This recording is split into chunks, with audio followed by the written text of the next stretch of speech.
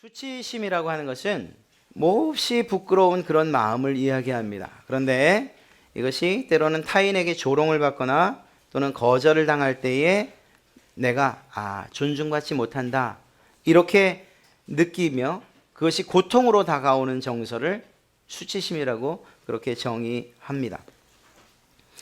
휴스턴 대학의 교수인 브루네 브라운이라고 하는 그의 강의, 테드 강의 있죠? 여러분들도 찾아보시면 됩니다. 그곳에 그 수치심에 관한 강의를 했는데 그의 연구에 따르면 남성의 경우에는 내가 약하다라는 그런 생각을 할 때에 수치심을 느낀답니다. 여자의 경우는 그 여자가 속한 사회의 표준, 여자에게 기대하는 그 표준에 못 미친다 생각할 때 그때에 수치심을 느낀다고 합니다. 예를 들면 그런 거죠. 남자는 어떤 면에 있어서든지 분야 상관없이 내가 약해 보이면 그때 부끄러움을 느끼고 그것을 극복하기 위해서 때로는 과격한 행동 또 때로는 오버하는 그러한 성향을 나타낸다고 합니다. 그것 아니고도 조용한 가운데에서도 부끄러움을 느끼는 거죠. 예를 들면 아버지가 삶의 온갖 무게를 다 짊어진 채 아주 힘들고 어렵고 정말 무릎을 꿇고 싶은데도 그럼에도 불구하고 아무 말하지 않고 가족들에게 내색하지 않고 그저 앞만 보고 나가야 된다고 생각하는 것. 왜일까요?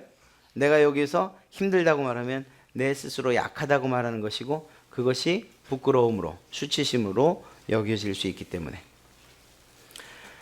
남자들이 허세를 부리는 것 같죠. 아무것도 아닌 것 같고서 그렇게 자기를 자랑하는 것, 그것도 역시 이 수치심으로부터 벗어나려는 그러한 행동이라는 겁니다. 여자 같은 경우엔 이 브루네 브라운 교수가 예를 든 걸 그대로 말씀드릴게요. 어느 향수 회사의 카피를 그대로 인용했습니다. 그 향수 광고에 어떤 여자가 이렇게 이야기를 하는 거예요. 그리고 많은 여자들, 그 광고를 본 여자들은 이것이 내게 요구하는 사회적 표준이구나 이렇게 생각한다는 거죠. 보세요. 저는 빨래를 널고 도시락을 싸고 가족들에게 키스를 한 뒤 그리고 9시부터 5시까지 일하지요. 집에 베이컨을 사가지고 와서 프라이팬에 굽고 당신이 나의 남자임을 잊지 않게 하죠. 철인이죠.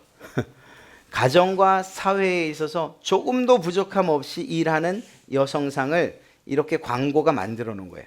그러면 반대로 그렇게 하지 못하는 사람들은 그 광고를 보면서 수치심을 느낀다는 거예요. 나는 집에서 일하는 전업주부인데 그러면 벌써 그 카피를 보는 순간 그 여자, 그 가정주부는 수치심을 느낀다는 거예요. 이런 것들이 어떻게 나타납니까? 사회적인 통념. 여자는 이뻐야 돼, 날씬해야 돼, 겸손해야 돼, 상냥해야 돼 하는 이러한 무의식 중에 내뱉어지고 그것들이 표준이 되어버린 세상 가운데에서 그것에 못 이르르는 사람들은 수치심을 느낀다는 거죠. 세상이 말하는 것입니다. 세상이. 안타깝게도 이렇게 그냥 수치심을 느끼는 것만으로 끝나면 다행인데 이것이 마치 전염병 혹은 늪과도 같아서 자기 자신을 한없이 가치 없게 그렇게 만든다는 거예요. 그렇게 스스로 느끼게 만드는 거예요. 그리고 결국은 낙오자처럼 여기게 만드는 거죠. 나중에 이러한 상심한 감정 그리고 우울증 혹은 이러한 감정들이 안에서 폭발하거나 혹은 그것을 감추기 위해서 혹은 잊고자 자극적인 것, 술이나 담배 혹은 마약을 한다던가 아니면 그보다 더 극단적인 죽음을 선택하는 이러한 일들이 생긴다는 것입니다. 여러분, 하나님께서 자신의 형상을 담아서 만들어 놓은 그런 사람들, 바로 여러분들과저 그리고 세상의 모든 사람들, 이 사람들은 그저 있는 것 자체로서 존귀한 자들입니다. 그들은 존귀한 가치를 지녔어요. 그럼에도 불구하고 이러한 절망적 상황에 이르게 하는 이 수치심, 이것이 왜 이런 일들이 생겼을까요? 바로 우리 가운데 죄가, 아담과 하와로부터 시작된 이 죄가 우리 마음 가운데 수치심을 일으키고 그것으로 하여금 빠져나오지 못하게 하는 그러한 죄의 영향이라고 아니할 수 없습니다. 오늘 여러분과 제가 함께 살펴본 성경의 배경을 한번 우리가 잠시 살펴보겠습니다. 이스라엘 백성들이 출애굽을 했습니다. 그리고 40년 동안 광야 생활을 했어요. 그리고 마침내 가나안 입성을 앞두고 있습니다. 그런데 하나님께서 어느 자리에서 지금 이러한 일들을 일어나게 하셨는가? 요단강을 건넌 다음이었어요. 즉 다시 말해서 요단강을 건넜다는 것은 이제 그저 쳐들어가기만 하면 여리고성, 쳐들어가기만 하면 가나안 땅 사람들과 싸워야 되는 근접한 위치에 있다는 것을 얘기하는 거예요. 그 사이에는 강도 가로막힌 것이 없고 광야나 사막도 가로막힌 게 없어요. 이렇게 적과 코앞에 대면하고 있는 이 상황 가운데에서 오늘 이 사건을 하나님이 명령하셨다는 것입니다. 하나님께서 하신 명령이 너무 어처구니 없어요. 어처구니가 없는 명령이에요. 오늘 여러분 읽으면서 혹시 그래 나도 그렇게 생각했는데 저와 동감하신 분들 계십니까? 한번 보십시오. 왜 어처구니 없는 명령이었나 하면 바로 할례를 명령하셨기 때문에 할례. 이 할례라는 것이 여러분도 이미 아시는 분은 아시겠지만 요즘 말로 알아듣기 쉽게 얘기하면 포경이에요. 포경수술. 그러니까 남성 성기의 표피를 끊어내는 거란 말입니다. 지금이야 숙련된 의사들에 의해서 마취하고 수술하고 그리고 후처리까지 깔끔하게. 그래서 아프다고 해도 그래도 뭐 며칠 지나고 나면 뭐 언제 그랬냐는 듯이 그냥 활동해요. 그리고 수술하고 난 다음에도 뭐 과격한 운동이 아닌 이상은 이렇게 생활하는데 지장이 없다고 해요. 아니 없어요. 그런데 여호수아 시대, 지금 이 성경이 기록되던 이때, 그리고 이 사건이 벌어지던 때는 좀 상황이 달라요. 전문 의원이 혹은 병원이 있었던 것도 아니고, 또 도구도 하나님께서 어쩜 그렇게 세심하게 그냥 명령을 하셨는지, 이 도구까지도 만만치 않은 도구예요. 여러분, 이스라엘 백성들이 싸워야 됐어요. 그들의 손에 철 혹은 청동 이런 무기나 칼이 없었을까요? 있었죠. 왜 없었겠어요? 쇠나 청동으로 만든 아주 날카롭게 갈린 칼이 있었다고요. 그런데 오늘 하나님께서 명령하신 그 도구는 뭔가 하면 2절 말씀을 보면 너는 부싯돌로 칼을 만들어, 듣기만 해도 삭막하지 않습니까? 돌을 갈아서 칼을 만든 돌칼을 가지고서 할례를 행하라고 명령한 거예요. 여기 계신 남자분들 머리가 쭈삣으죠? 돌칼. 하나님께서 이러한 부싯돌로 칼을 만들어서 그것을 도구 삼으라고 그렇게 말씀하셨던 것입니다. 결국 결론적으로 보면 여호수아와 그리고 백성들은 하나님의 이러한 명령에 순종해서 할례를 했고, 그리고 그 고통을 감내해야만 했습니다. 하나님께서 할례를 명하신 이유에 대해서 성경은 분명하게 기록하고 있습니다. 너희 1세대들은 애굽에서 이미 할례를 받고 나왔지 않냐. 그런데 그 1세대들이 다 어떻게 됐습니까? 광야에서 불순종함으로 다 죽었다. 2세대, 지금 여호수아와 함께 가나안으로 들어가려고 하는 너희들은 할례 받지 못했지 않냐. 그 이유에 대해서 성경은 이렇게 이야기하고 있어요. 현대인의 성경은 기회가 없어서, 표준어 세번역 성경은 할례를 베풀지 않아서, 킹제임스 버전에서는 할례를 행하지 못해서, 어떤 이유이든지 간에 지금 여호수아와 갈렙을 빼고는 할례 받은 자가 없다는 걸 얘기하는 거예요. 하나님께서 그들에게, 그렇게 할례 받지 못한 그들에게 할례를 행하기 원하셨어요. 자, 그런데 이 할례라는 게 도대체 뭘 얘기하는가 하면 하나님께서 넌 내 백성이라는 표식과 같은 거예요. 그런 면에서 하나님은 그들이 내 백성이라는 것, 또한 반대로 바꿔 이야기하면 이스라엘 백성들이 내 몸에 행해진 이 표식을 통해서 나는 하나님의 백성이구나, 하나님의 군사구나, 하나님의 자녀구나라는 그런 의식을 갖기를 원하셨던 것이죠.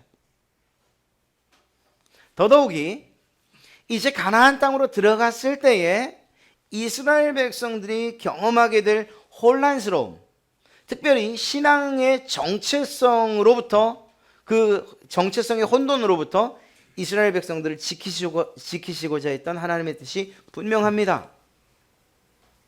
몸으로 구별된 것, 그것은 단지 몸만이 아니라 그들의 마음과 그들의 삶이 하나님에게 구별됐다는 사실들을 깨닫게 할 것이니까 말입니다.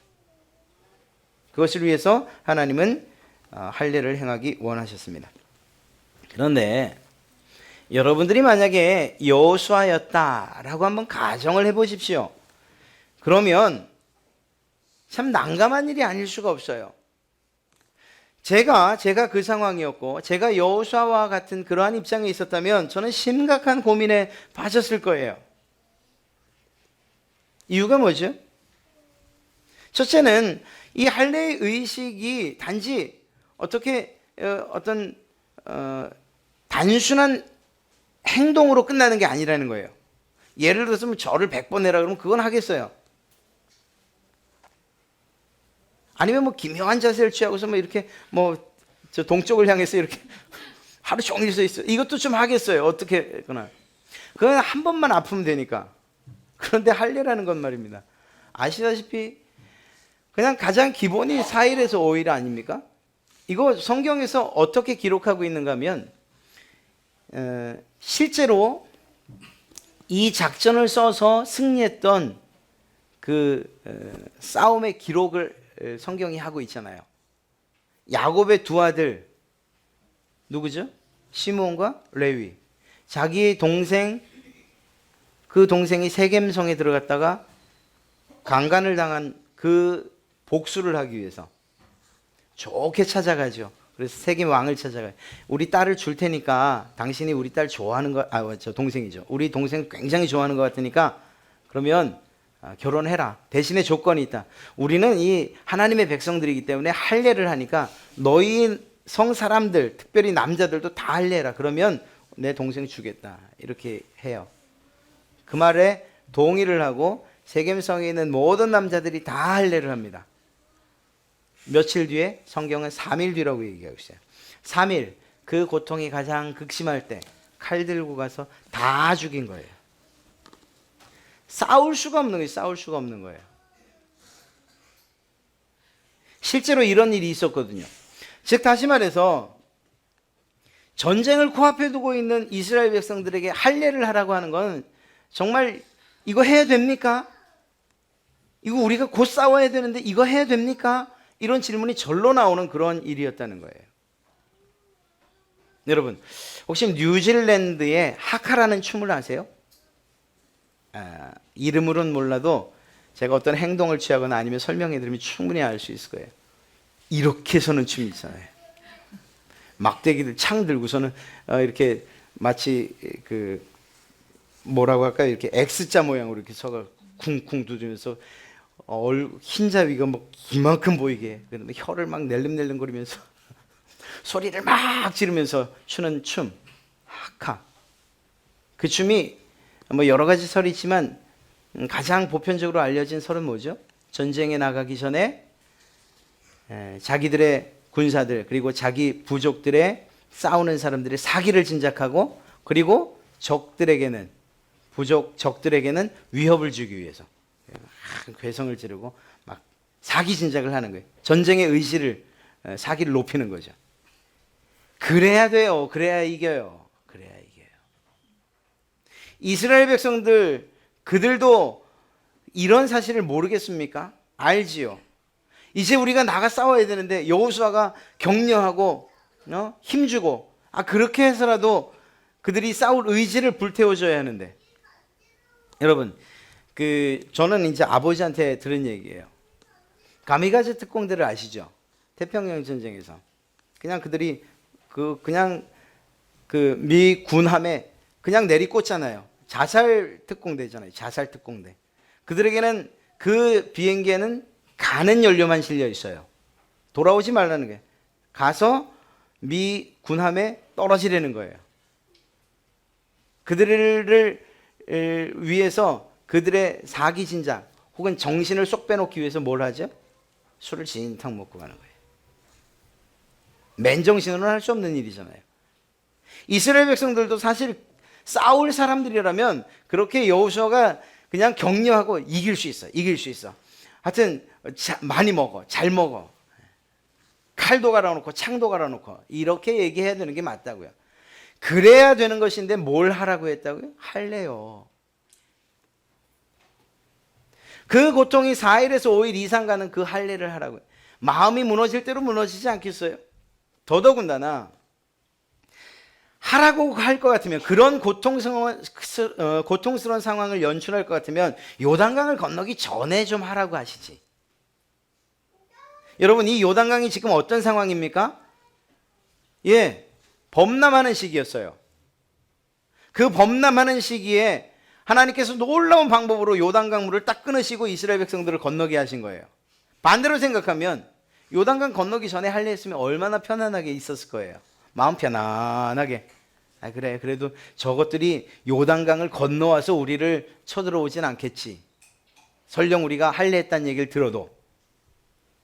그런데 그렇게 안 했다니까요. 요단강을 기적적인 방법으로 건너서 바로 코앞에 가나안 사람들을 둔 채 근 일주일 동안 정말 꼼짝달싹할 수 없는 그런 상황을 하나님이 만드신 거예요. 여호수아가 그 일을 순종해야 됐던 것이고, 이스라엘 백성들도 자기 몸에 하나님의 백성된 표식을 해야 됐던 거예요. 이해할 수 없는 거죠. 그러나 놀랍게도, 정말 놀랍게도 여호수아와 이스라엘 백성들은 그 명령을 온전하게 수행했어요. 온전하게. 감사한 것은 하나님께서 이미 여호수아를 모세의 후계자로 부르실 때 약속하셨던 그 약속, 그리고 우리가 읽지 않았지만 5장 후반부와 6장 첫 번째 그 앞부분에서 이 하나님의 군대 장관, 그를 통해서 너희가 반드시 승리할 것을 확신시켜 주셨죠. 그 확신과 약속대로 승리하고 여리고성을 정말 깨부숩니다. 그리고 가나안을 정복해요. 조금도 틀려진 게 없어요. 조금도 틀려진 게 없어요. 하나님의 계획대로 모든 것이 이루어졌다는 것입니다. 그리고 오늘 9절 말씀에 이런 일들, 이런 사건이 벌어진 곳의 이름을 무엇이라고 했다고요? 길갈. 길갈이란 뜻은 구른다는 뜻이에요. 그리고 그것에 의미를 부여해서 애굽의 수치를 굴러가게 하셨다라고 의미를 부여한 거예요. 자, 여기서 제가 여러분에게 질문이 있어요. 한번 묻고 싶은 게 있어요. 아니, 도대체 애굽에서 뭔 수치를 당했기에 이들이 이 일, 할례라는 그 일을 행하면서 애굽의 수치로부터 벗어났다, 수치를 굴려보냈다, 이렇게 얘기할까요? 할례 받지 않은 거예요? 그건 아니에요. 그렇게 말하는 분들도 계신데 이미 5절에서 말했잖아요. 그들의 1세대들은 애굽에서 할례를 받았다니까요. 그러니까 무할례는 아니에요. 무할례가 그들의 수치는 아니었어요. 그들이 말하는 애굽의 수치는 무엇이었습니까? 그건 다른 것이 아니고요, 애굽에서의 사회적 위치를 이야기하는 거예요. 여러분 가만히 생각해 보세요. 이스라엘 백성들이 어떤 사람입니까? 하나님께서 직접 선택한 백성이에요. 그리고 너는 내 백성이라고 이야기하셨어요. 내가 너를 지키마, 내가 너를 큰 민족으로 만들마 약속하신 민족이었어요. 다른 말로 하면 하나님께서 책임지기로 한 그런 백성들이었다고요. 그런데 그들이 이 온 세상을 지으신 창조주 하나님의 백성들인 그 이스라엘 백성들이 세상과도 같은 애굽에서 무슨 일을 했죠? 종으로 살았잖아요. 노예로 살았잖아요. 이것이 이스라엘 백성들에게 수치였던 거예요. 내 아버지가 창조주 하나님이신데 그런 내가 애굽에서 종된 삶을 살아야 되는 것, 노예로 살아야 되는 것, 이것은 이스라엘 백성들에게도 수치였지만 반대로 생각하면 하나님에게도 정말 말로 할 수 없는 수치예요. 내 자식들을 그 고통 가운데에 그냥 두어야 하는 그 가슴 아픔. 이제는 하나님께서 이스라엘 백성들을 내 자녀로, 내 백성으로 제대로 된 위치 그리고 그 지위를 회복해 주시겠다는 그러한 하나님의 마음이 어디에 담긴 겁니까? 할례의 의식에 담긴 것이고, 그리고 그래서 그 이름을 길갈이라고 붙였던 거예요. 여러분, 결국 하나님은 이스라엘과 또 여호수아로 하여금 가나안을 정복하게 하셨어요. 이제는 애굽의 수치가 사라져버리고 만 거예요. 이제는 제대로 된 하나님의 백성으로서 그들에게 맡겨진 정말 과업 그리고 그 일들을 감당할 수 있었던 거예요. 사랑하는 성도 여러분, 우리에게 여러분과 저에게 정말 부끄러워서 어쩔 줄 모르는, 마음이 막 녹아져 내리고 막 속이 상하고 그냥 혼자 있으면 눈물을 펑펑 쏟고 싶은 그런 수치가 있다면 그 수치가 뭡니까? 혹시 앞서 말씀드렸던 것처럼 내가 약한 것이 여러분들에게 수치스럽게 느껴지지는 않으십니까? 사회적인 어떤 기준들에 못 미치는 게 그것이 내게 수치처럼 여겨지지 않으십니까? 그래서 혹이 마티즈를 타면 부끄러워지십니까? 15평에 사는 것이 여러분에게 수치십니까? 적은 급여나 혹은 남들이 인정하지 않는 그런 직장, 그곳을 다니는 것, 그것이 여러분에게 수치입니까? 좋은 대학이 아니어서 수치스럽습니까? 아니면 그냥 매일처럼 그냥 골골 콜록콜록대고 연약한 몸, 이 연약한 몸이 여러분에게 수치입니까? 여러분, 이건 수치가 아니에요. 부끄러운 게 아니에요. 그것 때문에 우리의 마음이 녹아져 내리고 그리고 세상 살맛이 안 난다고 한다면, 그렇다면 오늘 말씀에 좀 집중하시고 오늘 말씀을 마음에 단단히 새기셔야 돼요.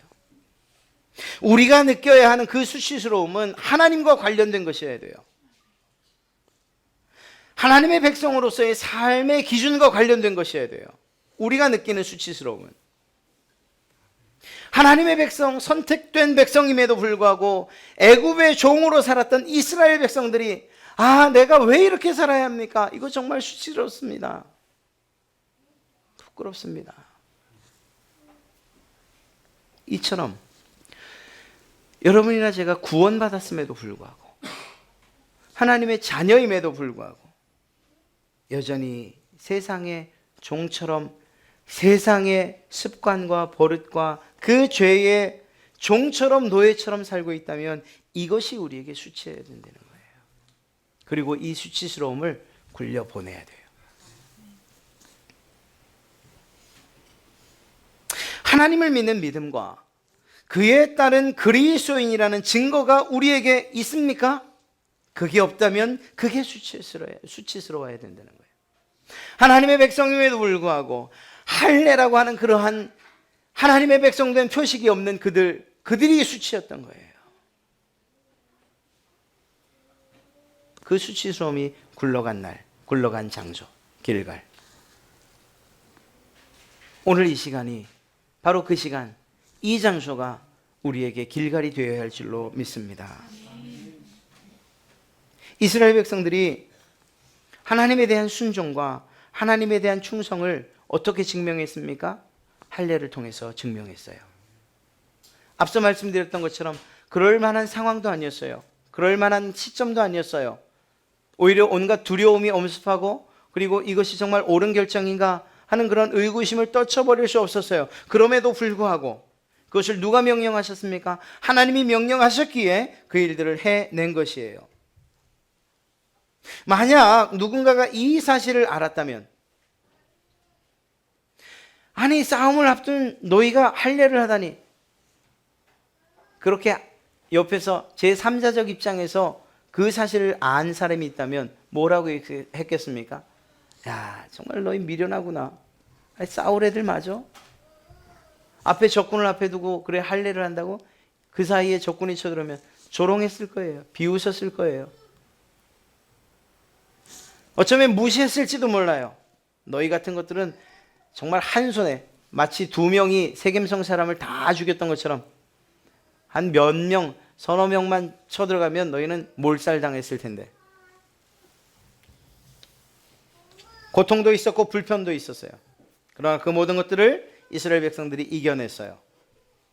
그리고 수치스러움을 굴려 보냈습니다.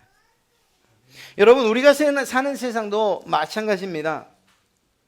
그리스도인이라는 그러한 표식을 마치 명찰처럼 가슴에 혹은 머리에 두른 띠처럼 이마에 붙이고 산다는 것, 어디 가서 나 예수 믿습니다 이렇게 말하는 것, 나 어디 가서 집사입니다 혹은 장로입니다, 나 갈릴리 교회 다닙니다 이렇게 이야기하는 것, 이거요. 그 사람들이 볼 때는 조롱거리가 될 수 있어요. 야, 너 아직도 이 시대에도 하나님이라는 그런 신, 그런 신을 믿는 사람들이 있냐? 아니면 우리가 이렇게 정말 아름답게 신앙하는 이 모습, 하나님 앞에 나와서 우리의 마음과 뜻을 다해서 예배하는 이 모습을 바라보면서 참 할 일 없는 사람들이다, 이 좋은 날. 이제 송구영신 예배하죠? 그러면 또 똑같이 얘기할지 몰라요. 아니, 이 밤에 정말 먹고 할 짓이 없어가지고 야밤에 새벽마다 나간다고, 주일, 수요일, 금요일 나간다고, 게다가 돈까지 싸들고 간다고, 뭐 주는 것도 없고 떡 주는 것도 없고 밥 주는 것도 없는데 가서 뭔 일들 지 몸 하나 간수 못하면서 교회 가서 일한다고. 그런 얘기 하는 게 세상이에요. 우리가 어떻게 하면 그들의 조롱과 또 어떻게 하면 그것을 수치스러움을 느끼지 않을 수 있습니까? 간단해요. 그들 만날 때 명찰 띄면 돼요. 머리에 둘은 그리스도인이라는 이 띠 벗어내버리면 돼요.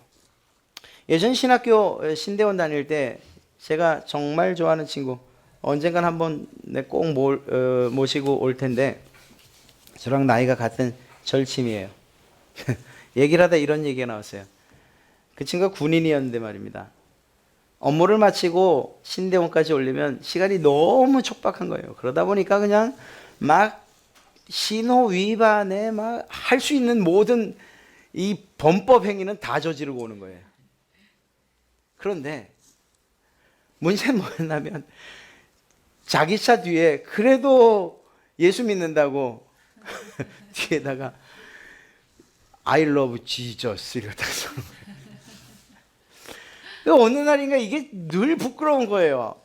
부지런히 와야 되는데 급해서 오는데 그래도 빨간불에 지나치고 새치기 하면서 오는데, 그러고 나면 뒤에 있는 이 I love Jesus 이게 뒤통수가 따가운 거예요. 그래서 그걸 띄었대요.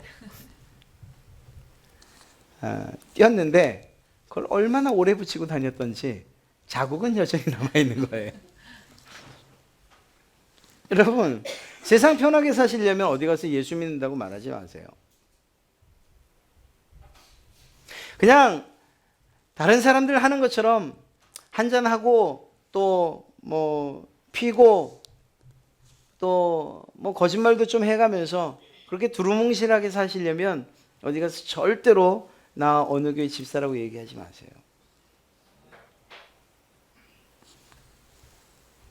그냥 무할례자들처럼 그냥 사시면 돼요. 그냥 그렇게. 근데 기억하세요. 하나님은 할례를 하기를 원하지. 그리스도인의 표식을 가지고 살기를 원하시고, 하나님의 백성, 하나님의 자녀로서 당당히 세상에 드러내면서 사는 여러분들을 원하신다는 거예요. 그것이 비록 할례를 한 사람의 고통처럼 정말 몸에 고통이 있고 정말 마음에 막 간절함이 있고 금단 현상이 일어나고 마음이 조마조마하고 때로는 부끄럽고 조롱당하고 하는 그런 일이 있을지라도 하나님께서 원하시는 것은 바로 그러한 할례의 표식처럼 그리스도인 된 표식을 여러분들이 달고 사는 것을 원하신다는 거예요. 그때 어떤 일이 일어납니까? 그때 비로소 여러분들이 세상 가운데에 혹은 사단의 종되고 노예되었던 그 수치로부터 벗어나는, 그것들을 굴려보내는 일들이 일어나게 될 것이라는 것입니다. 최종적으로 어떻게 됩니까? 가나안에 들어가 승리하는 거예요. 승리하는 거예요. 사랑하는 성도 여러분, 2015년 정말 열심히 앞만 보고 달려오셨죠. 세상 사는 일 쉽지 않아서 딴 데 고개 돌리면 그만큼 뒤처지는 것 같고, 그러면 내가 또 약해지고 사회적 기준과 그 표준에 이르지 못해서 부끄러움을 느끼고, 내가 이렇게 살아서야 이게 세상 살겠나 하는 그런 생각이 혹시 드셨습니까? 이제는 세상의 기준으로서 여러분들이 수치 혹은 조롱받거나 혹은 마음 약해지지 않으시길 바랍니다. 그건 여러분들을 부끄럽게 할 수가 없어요. 세상의 것들은 하나님의 백성들, 하나님의 자녀들을 결코 부끄럽게 할 수 없어요. 그냥 정말 아무것도 아닌, 사람들이 보면은 그렇게 해서 어떻게 살아가겠소 하는 그런 삶이라 하더라도 그 가운데 예수 그리스도와 함께 살고, 그리고 예수 그리스도라는 이름을, 그리스도인이라는 이름을 붙이고 성도라는 거룩한 띠를 두르고 산다면 우리는 조금도 부끄러워할 게 없어요. 우리가 부끄러워해야 되는 것은 무엇인가 하면, 그 세상의 삶을 유지하기 위해서, 그랜저 하나 유지하기 위해서, 40평 유지하기 위해서, 사회적인 어떤 지위를 유지하기 위해서 과감하게 뛰어버리는 그리스도인됨을 버리는, 이걸 부끄러워해야 되는 거예요. 이걸 부끄러워해야 되는 거예요.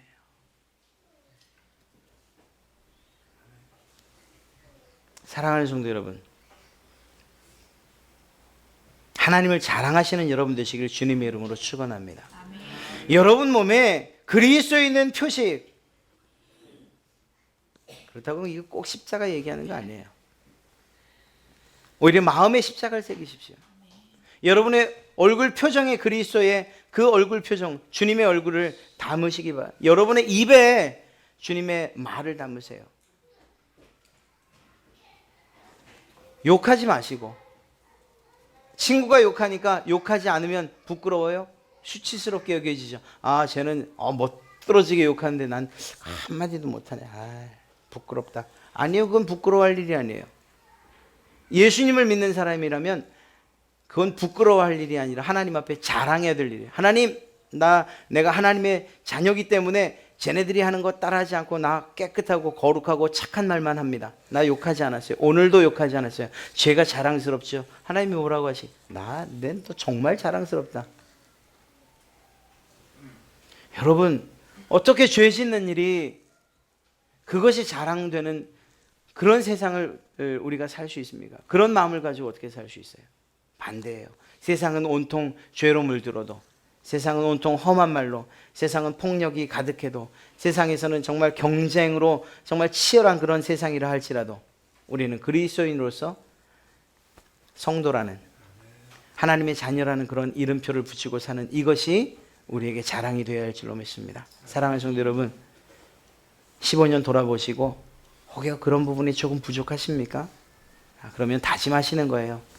이제 며칠 안 남았잖아요. 그동안에 하나님, 내가 2016년에는 정말 하나님 자랑하면서 좀 살겠습니다. 내가 그리스도인이라는 거 이거 한번 진짜 붙이고 다녀볼까요? 네. 어느 예능 프로그램 보니까 빨간 명찰 얘기 나오대요. 빨간 명찰. 그 빨간 명찰 하나 달려고 그 수없이 많은 고생한다고 하더라고요. 네. 그리고 그 빨간 명찰에 부끄럽지 않은 삶을 살려고 한대요. 팔강 다리미로 그냥 바짝 다려가지고 손대면 빌 것 같아요. 그게 그들의 자랑이래요. 네, 자랑해도 괜찮아요. 그만큼 고생했으니까. 그런데 우리들은 뭘 자랑할 거냐는 거예요. 우린 그리스도인 됨을 자랑해야 됩니다. 하나님의 자녀라는 사실을 자랑해야 돼요. 그래서 아침 나가실 때 내가 입는 이 옷, 그리스도인이라는 이 옷을 깨끗하게 깨끗하게 다리에 부시고 빨간 명찰 붙이듯이 그리스도인 성도 거룩한 이름 딱 붙이시고 오늘 붙어 있는가 거울 한번 보시고 내 이마에 정말 하나님의 백성 하나님의 자녀란 그 표를 내가 지금 그 띠를 오늘 두르고 가는가? 아 이거 혹시 실수라도 오늘 회식 있으니까 내려놓고 가진 않는가? 사랑하는 성도 여러분, 이 세상의 것들은 여러분을 결코 부끄럽게 할 수 없습니다. 오히려 우리가 부끄러워해야 되는 것은 그리스도인임에도 불구하고 성도임에도 불구하고 그것을 가리려고 그것으로부터 어떻게 숨어보려고 그래서 세상과 어떻게 좀 하나 돼 보려고 한다면 그것이 부끄러워할 일이라는 거예요. 이러한 수치 다 굴려보내시고 2016년 하나님 안에서 하나님만 사랑하고 하나님 또한 여러분만을 사랑하는 귀하고 복된 새해가 되시기를 주님의 이름으로 축원합니다.